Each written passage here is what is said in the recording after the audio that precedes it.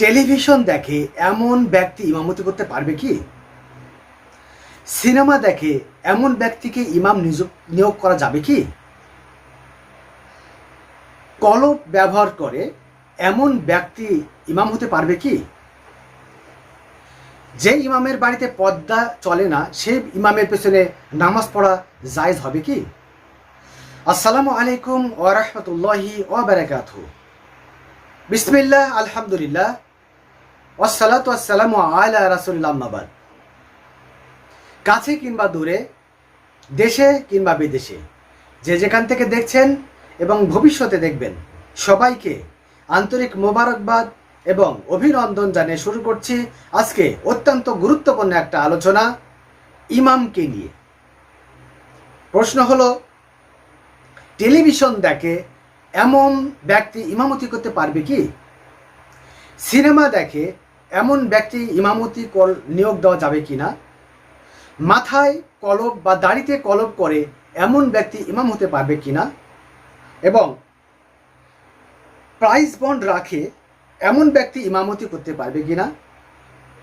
সর্বশেষ, যার বাড়িতে পর্দা নাই এমন ব্যক্তিকে ইমাম হিসেবে নিয়োগ দেওয়া যাবে কি না? অত্যন্ত গুরুত্বপূর্ণ আলোচনা। যদি ভালো লাগে অবশ্যই চ্যানেলটিকে সাবস্ক্রাইব করবেন, লাইক, কমেন্ট এবং শেয়ার দিয়ে অন্যকে জানার সুযোগ করে দিবেন। তাহলে চলুন কথা না বাড়ে আমরা জানার চেষ্টা করি আমাদের এই প্রশ্ন জবাবগুলো। প্রথম প্রশ্ন হলো যে ইমাম টেলিভিশন দেখতে পারবে কিনা। এই জবাবটা আমি দেওয়ার চেষ্টা করব ফতোয়ায়ে আহসানুল ফতুয়া ৩য় খণ্ড 288 নম্বর, ফতোয়ায়ে হানাফিয়া 289 নম্বর পৃষ্ঠার 737 নম্বর মাসালা থেকে এই জবাবটা দেওয়ার আমি চেষ্টা করবো ইনশাআল্লাহ তাআলা। প্রশ্ন ছিল ইমাম সাহেব টেলিভিশন দেখতে পারবে কিনা, বা ইমাম যিনি ইমাম তাকে টেলিভিশন যিনি দেখেন বা টিভি দেখেন তাকে ইমাম হিসেবে নিয়োগ দেওয়া যাবে কিনা। উত্তর হচ্ছে টেলিভিশন দেখা নাজায়েজ এবং হারাম কাজ। টেলিভিশন দেখা নাজায়েজ এবং হারাম বা অবৈধ কাজ। এমন ইমামের পিছনে ইক্তেদা করা মাকরুহে তাহরিমি।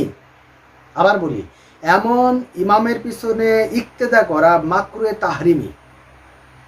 তবে যদি নামাজ পড়েই ফেলেন তাহলে তার নামাজটা হয়ে যাবে। যদি কোনো ব্যক্তি তার পিছনে নামাজ পড়ে ফেলে তার নামাজটা হয়ে যাবে, পুনরায় তাকে নামাজ আদায় করতে হবে না।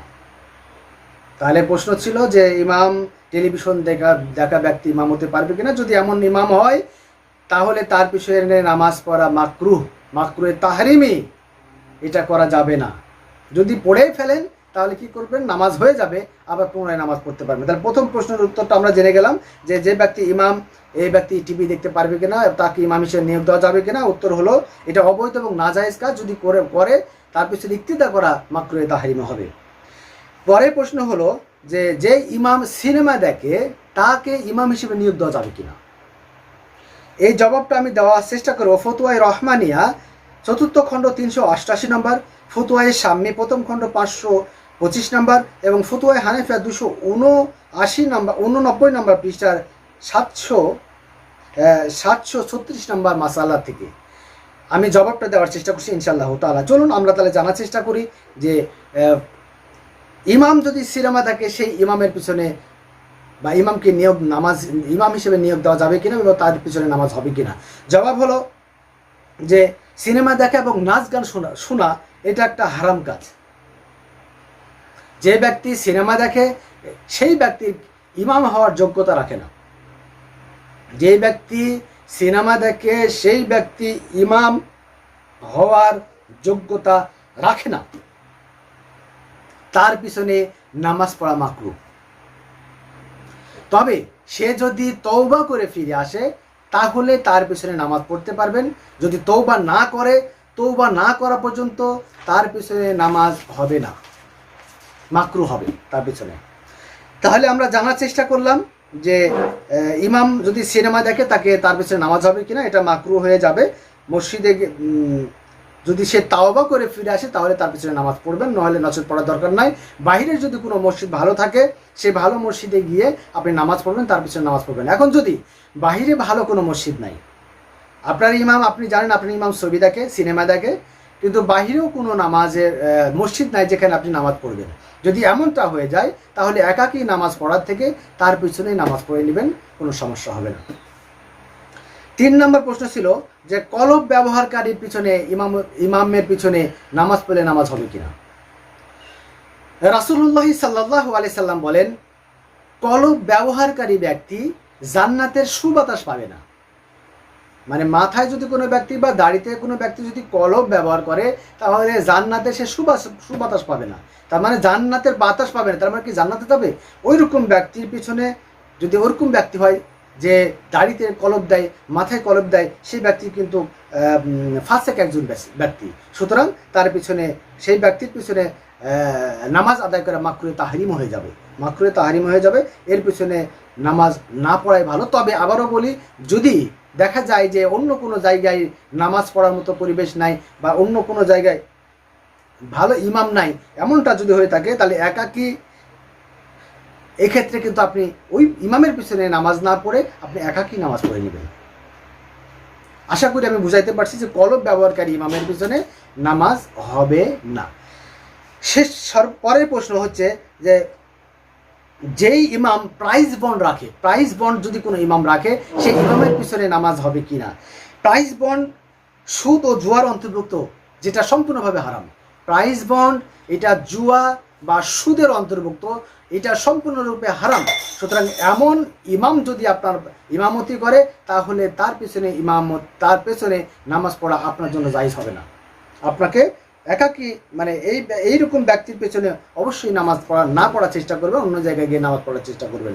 সর্বশেষ, যে ইমামের বাড়িতে যদি পর্দা না থাকে এমন ব্যক্তিকে ইমামতি করতে দেওয়া যাবে কিনা বা ইমাম হিসেবে নিয়োগ দেওয়া যাবে কিনা, এটার জবাব দেওয়ার চেষ্টা করব। ফতোয়ায়ে হানাফিয়ার 739 নাম্বার মাসালার জবাব থেকে আমি এটা দেওয়ার চেষ্টা করছি। আর জবাব হলো যে যদি কোনো ইমামের বাড়িতে পর্দার বিধানটা না থাকে তাহলে সে ফাসেক হয়ে যাবে। আর কোনো ব্যক্তি ফাসেক ব্যক্তির পেছনে নামাজ পড়লে নামাজ হবে না, এটা মাকরুহে তাহরিমি হয়ে যাবে। তবে এমন যদি হয় যে ইমাম সাহেব জোর তাগিদ দেন তার স্ত্রীকে বা সন্তানকে, স্ত্রীকে পর্দা করার জন্য জোর তাগিদ দেন, কিন্তু কোনোভাবেই তাকে রাজি করাইতে পারছেন না বা পর্দার মধ্যে নিয়ে আসতে পারতেছেন না, এমনটা যদি হয়ে যায় সেক্ষেত্রে ইমামের যেহেতু এখানে কোনো দোষ নাই, তাহলে সেই ইমামের পিছনে নামাজ পড়লে কোনো সমস্যা হবে না। কিন্তু যদি এরকম হয় যে না, ইমাম সাহেব পর্দার ব্যাপারে কোনো ভ্রুক্ষেপ রাখেন না, নিজের পরিবারের পর্দার ব্যাপারে কোনো দায়বদ্ধতা নিজের উপর রাখেন না, এমন যদি হয় তাহলে সেই ইমাম হবে ফাসেক। আর ফাসেকের পিছনে নামাজ পড়লে নামাজ আপনার হবে না, মাকরুহে তাহরিম হয়ে যাবে। সুতরাং এইরকম ইমামকে অ্যাভয়েড করতে হবে এবং এইরকম ইমামের পিছনে নামাজ না পড়ার চেষ্টা করতে হবে। তাহলে সম্মানিত উপস্থিতি, আমি আপনাদেরকে আজকে 4টি প্রশ্নের জবাব দেওয়ার চেষ্টা করেছি। 1 নম্বর প্রশ্ন, যে যেই ইমাম টেলিভিশন দেখে, টিভি দেখে, সেই ইমামকে ইমাম হিসেবে নিয়োগ দেওয়া যাবে কিনা। 2 নম্বর প্রশ্ন ছিল যেই ইমাম সিনেমা দেখে সেই ইমামের পিছনে নামাজ হবে কিনা বা তাকে ইমাম হিসেবে নিয়োগ দেওয়া যাবে কিনা। 3 নম্বর প্রশ্ন ছিল যেই ইমাম কলব দেয় দাড়িতে অথবা মাথায়, এইরকম ইমামের পিছনে নামাজ হবে কিনা।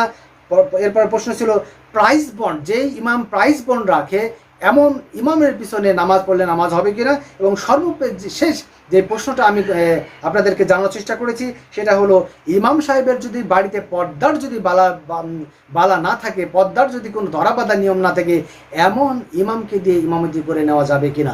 অত্যন্ত গুরুত্বপূর্ণ 4টা প্রশ্নই ছিল। 4টা প্রশ্নের জবাবই আমি আপনাদেরকে সুন্দরভাবে দেওয়ার চেষ্টা করি। 5টা প্রশ্নের জবাবই আমি আপনাদেরকে সুন্দরভাবে দেওয়ার চেষ্টা করেছি। আশা করছি আপনারা যদি ভালো করে প্রথম থেকে শেষ পর্যন্ত ভিডিওটা দেখে থাকেন তাহলে আপনারা জেনে গেছেন আমি যে প্রশ্নগুলো উত্তর দেওয়ার চেষ্টা করছি। তবে আরেকবার সারাংশটা বলে নিই। 1 নম্বর হচ্ছে টেলিভিশন দেখা ইমামের পিছনে নামাজ হবে কিনা। টেলিভিশন দেখা নাজায়েজ এবং অবৈধ কাজ, সুতরাং এমন ইমামের পিছনে ইক্তেদা না করাই ভালো। প্রথম প্রশ্ন। 2 নম্বর প্রশ্ন, যে ইমাম সিনেমা দেখে তার পিছনে নামাজ পড়া যাবে কিনা। উত্তর হলো যে ব্যক্তি সিনেমা নাচ গান দেখে তার পিছনে নামাজ পড়া যাবে না, সে একজন ফাসেক, তার পিছনে নামাজ হবে না। 3 নম্বর হচ্ছে যে ব্যক্তি মাথায় কলব, দাড়িতে কলব দেয় এমন ব্যক্তিকে ইমাম হিসেবে নিয়োগ দেওয়া যাবে কিনা বা ইমামতি তার পিছনে করলে, সেই ইমামতি করলে তার পিছনে নামাজ হবে কিনা। উত্তর হলো তার পিছনে নামাজ হবে না, অন্য জায়গায় গিয়ে নামাজ আদায় করতে হবে। প্রাইজ বন্ড রাখে, 4 নম্বর প্রশ্ন ছিল প্রাইজ বন্ড রাখি এমন ব্যক্তির পিছনে নামাজ হবে কিনা। এই প্রাইজ বন্ড রাখা সম্পূর্ণ হারাম, জুয়ার মতো এটা হারাম। সুতরাং এমন ব্যক্তি, যে ব্যক্তি প্রাইজ বন্ড রাখে, তার পিছনে নামাজ না পড়াই উত্তম, তার পিছনে নামাজ হবে না, কারণ সে একজন জুয়াড়ু। এরপরে সর্বশেষ প্রশ্ন ছিল যে বাড়িতে পর্দা নাই এমন ব্যক্তি ইমাম হিসেবে নিয়োগ দিলে কোনো সমস্যা হবে কিনা। যে বাড়িতে পর্দা বসতিও নাই এমন ব্যক্তি, যে ব্যক্তি নিজের পরিবারকে পর্দায় রাখতে পারে না, সে ব্যক্তি ফাসেক, আর ফাসেকের পিছনে নামাজ পড়া যাবে না, এটা মাকরুহে তাহরিমি। তবে যদি সে তার পরিবারের সাথে না উঠতে পারে, যে না পেরে উঠতে পারে, সেক্ষেত্রে তার পিছনে নামাজ পড়লে কোনো সমস্যা হবে না। আশা করছি যে 5টা প্রশ্নের জবাব 5টাই আমি আপনাদেরকে সুন্দরভাবে বোঝানোর চেষ্টা করেছি। মহান আল্লাহ রাব্বুল আলামিন আমাদের সবাইকে সঠিকভাবে চলার তৌফিক দান করুন। আর যারা দেখেছেন তারা বেশি বেশি করে ভিডিওটা শেয়ার করে দিবেন, অন্যকে জানার সুযোগ করে দিবেন, তাহলে আপনারও সদকায়ে জারিয়ার সওয়াব আপনার আমলনামায় দিয়ে দেওয়া হবে। সুতরাং আসুন, কথা না বাড়িয়ে আমরা আলোচনা শেষ করে দিলাম। আল্লাহ রাব্বুল আলামিন আমাদের সবাইকে ইসলামের সমস্ত বিধিবিধানগুলো সঠিকভাবে মেনে চলার তৌফিক দান করুন। ওয়া আখিরু দাওয়ানা আলহামদুলিল্লাহি রাব্বিল আলামিন। আসসালামু আলাইকুম ওয়া রাহমাতুল্লাহি ওয়া বারাকাতুহু।